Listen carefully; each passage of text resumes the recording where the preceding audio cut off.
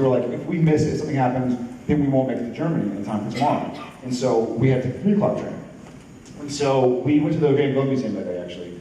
And then we get our luggage, we lug it up, and we're like, this is a high-speed train. This is bound to be one that like stays at the station for 15, 20 minutes. You board your bags, blah, blah, blah. And so we get 3 tickets, one way, me, Jen, and Richard, and Amsterdam to Frankfurt. So we get there, and the train is going to leave at 3 o'clock. It doesn't pull until 2:55, which I guess is how it goes. They figure, you know, get your bags on and gotta get going.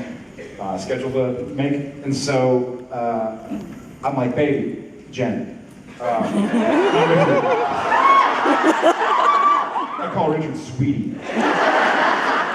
So I'm like, baby, go first onto the train and save us 3 seats together. Like it's a 4-hour train. We'll probably want to get some sleep. So just go. You take care of those seats. Richard and I got the bags. She's like, okay, sure. And so she hops on to get seats, and Richard and I start the process of like I'm standing on the platform, and the train is this number, and so Richard goes right there in the train, 2 steps up, and I'm grabbing the bags and putting them up, and he's just getting them inside. We figure once they're all inside, we'll set them up. And so I load them all on the train, give it a look, say, Richard, we're fine, let's put the bags up in the little compartments. And so we sit down, I'm sweating, because that's what I do. It's May, and it's hot, and I'm loading 50-pound bags and guitars, and yada yada. And so I sit down, I'm like, all right, and Jen has great seats for us. She's like, thanks, babe. Sure, baby. Once again, still Jen. And then she goes, by the way, where's the gray bag? And I go, the gray bag, oh shit. Run to the door, literally as, now this is the door, like I run to the door as the door is shutting. And I'm like, oh, I made it. So the door shut, so I push the open button. And I push the open button. And I push the open button. And the door's not opening. Literally, if this is the door, this is the bag. I literally could have just gone, yoink, thank you, and taken the bag, but the train has shut the doors. So I'm like, so I push the close button. I don't know. Maybe the open button's not functioning, and nothing happens. And then there's this like lever underneath it. And I'm like, yeah, okay. And it's okay. By the way, the worst thing is it's Jen's bag. So it's not even like it's my bag with smelly t-shirts, and it's Jen's, and she bought like some nice dresses for dinner and stuff like that. Whatever women do, shoes, and I still haven't figured it out. And so it's all her nice stuff in the bag. And so I'm like, I guess I gotta pull the lever. And I pull the lever, nothing happens. At this point you hear, because the air brakes are, yeah, not that kind of That was much earlier when I realized the bag was gone. And that was more like, so a lady walks up to the bag. Another important part I forgot is that Bin Laden's just been killed. And so terror alert is like Skyrim. Yeah. Like if you drink a Coca-Cola and you put it on the ground, like someone taps you, it's like super high, people with guns, because they're talking about it's gonna be a lone wolf type that's gonna exact vengeance, and the Amsterdam hub's a huge hub. And so I'm like, there's a bag on the platform, it's unmarked, it's locked, and yeah, and a lady walks up to it, yeah, oh God, you're on track. A lady walks up to it, and Richard and I are like banging on the door, and the lady kind of hears us and looks, and we're like, my bag, that's mine, me, bag, me, us. It's just 2 silly Canadians. So she looks at me and literally goes and sees me and goes like this. And I was like, I don't know what that means. Like, does that mean like you're an SOL, or does that mean like I can't do it? Does that mean like you're stupid? But I don't think it's good. And so then the train takes off high speed. Yeah. And so Richard and I kind of like, I got and the train's running this way. That Frankfurt's that way. Bag is here, going that way, essentially because we're going this way. And so I run. I'm like, you know what? We're like 2 cars from the edge. I'm gonna run the conductor and just tell him I'm a Canadian, and because I'm not. I'll just tell him the bag. I don't know. Like I don't know who to call. It's not like, hey Johnny, I left my. Yeah. I don't know who to call. Like Hi, train station. My bags. I'm in Amsterdam. I don't have my phone. You have to dial 35 numbers and a plus sign. And so I'm like, I'll just tell the conductor. He'll know what to do. So I run to the end of the train where the conductor sits. I push the button and the door opens. But there's no conductor on that side.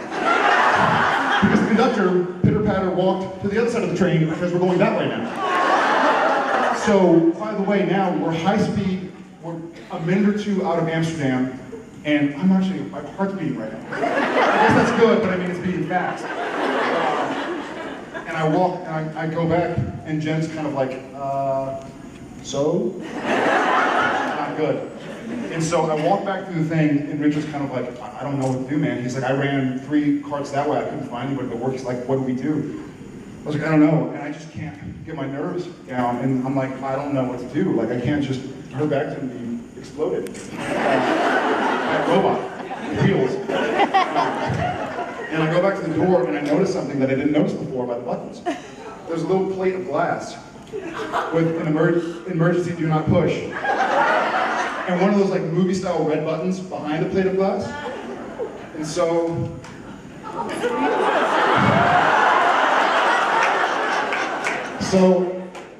I punched through the glass, and I pushed the do not push the button button.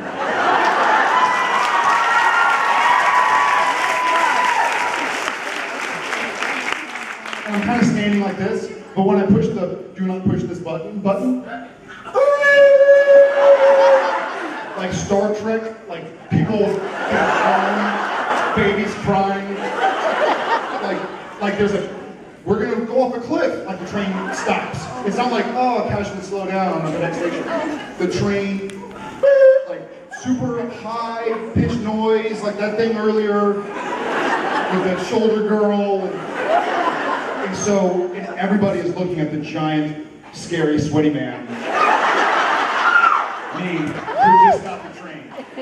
And Richard goes, he says something roughly to the effect of, I think this isn't good, man. I say, I think so too, sweetie. And he goes, I got your back, but I'm gonna have a seat. I'm like, all right. So I'm kind of like, everybody's looking, the noise is loud, I punch through the glass and the doors flung open, but now we're in the middle of nowhere because the trains are going. It's not like we're in a station, we're on train tracks, like in Europe, in the middle of Amsterdam or wherever we go. Because the train station is a couple miles out. 4 kilometers, I guess, in Europe. So this lady comes running in, and she's like, who pushed the button? Who pushed the button? And I kind of, I did. And she runs up and very sincerely goes, what's wrong? What's going on? Like, I think she thinks like, someone's got a gun. I am having a heart attack. My wife is giving birth. I'm giving birth. So she's not thinking some D-bag just stopped the plane. And I say,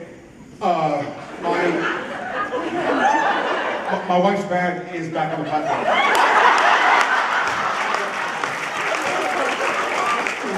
And she goes like, and she's like, I'm pretty certain English wasn't her first language, though she spoke great English, but I can see her kind of go like, I mistranslated that. And she kind of rewinds it in her head, and says it again, and it still translates into my wife's bag is on the platform. And she goes, you push the emergency button because your wife's bag is on the platform? That's how I screamed. I say, yes. She goes, you can't push the button, the do not push button, because your wife left her bag on the platform. And I go, ma'am, look, I'm very sorry. I didn't realize it would stop the train. And she goes, you didn't stop the train. You stopped all of the trains.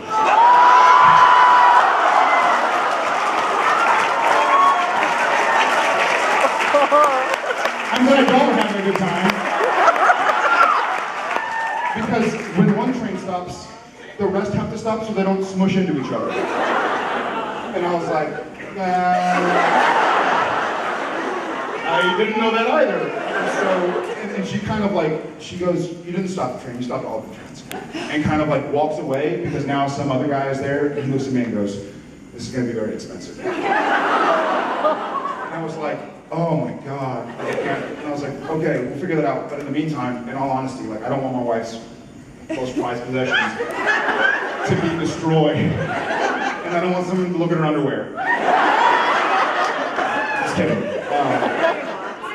No, I'm not. But so she, was it? You're a good husband. Thank you.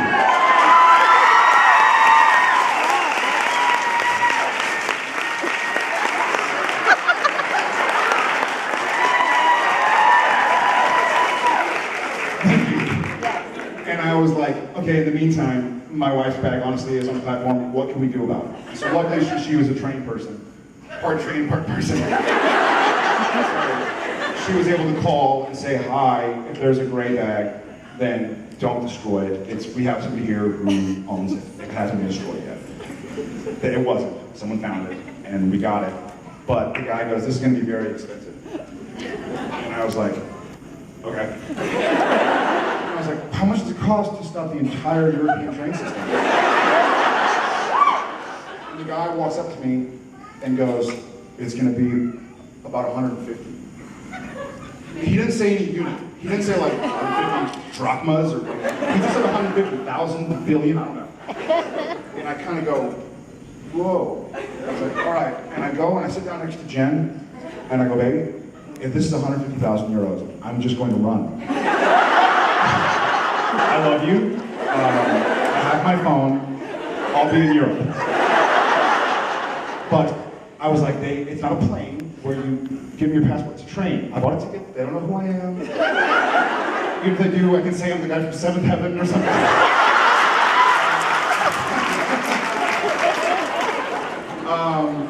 And I kept on trying to say a lot so that I seemed Canadian. I love Canadians, obviously. And so I was like, if it's 150,000 euros, I'm just going to run. The door's open, I'm just going to hook it. She was like, yeah, you are. And so I get back up, and the guy brings out his little thing, and he's like, all right, 150 euros. He's like, that's it? I mean, like it's nothing, but I was like, okay, here you go. Can I wash that? And so it cost 150 euros, but we got the bag back. And that's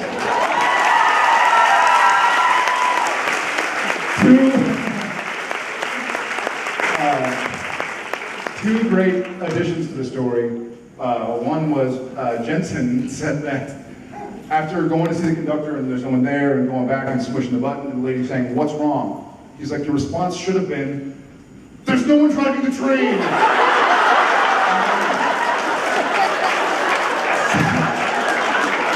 Second place addition to the story is Mark Shepard, who I told him the story, and he basically, I'm not going to say the word, but he said, F you. And I was thinking he was probably on a train somewhere, he missed a flight or connection because some jerk off, like something. And I was like, did you miss something? He goes, no, but I've lived in London my whole life and I've always wanted to stop a train.